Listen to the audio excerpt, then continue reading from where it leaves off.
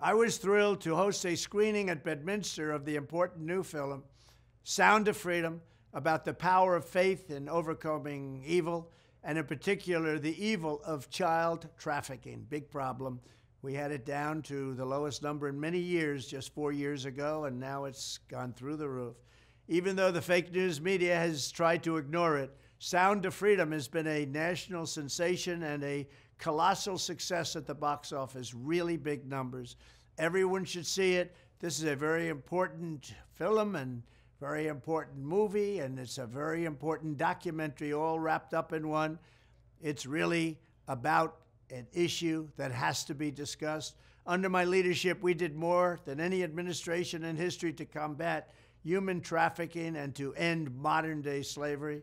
In one of my first acts in office, I signed an executive order targeting transnational criminal organizations that traffic and exploit innocent people. I signed the Frederick Douglass Trafficking Victims Prevention and Protection Reauthorization Act, authorizing $430 million to fight sex and labor trafficking. I signed legislation to crack down on foreign countries who are not meeting standards for eliminating trafficking, of which there are many. I also signed into law the Abolish Human Trafficking Act, which strengthened programs supporting survivors and provided more resources for ending modern slavery. We do have modern slavery, if you can believe it. Additionally, I created the first ever White House position focused solely on combating human trafficking. And perhaps most importantly, we created the most secure border in U.S. history by far, dealing a major blow to the cartels and traffickers. We built hundreds of miles of wall. We renovated hundreds of miles of wall. We never had anything like it. And then I got Mexico free of charge to give us 28,000 soldiers to protect us from people coming into our country illegally. When I am back in the White House, I will immediately end the Biden border nightmare that traffickers are using to exploit vulnerable women and children.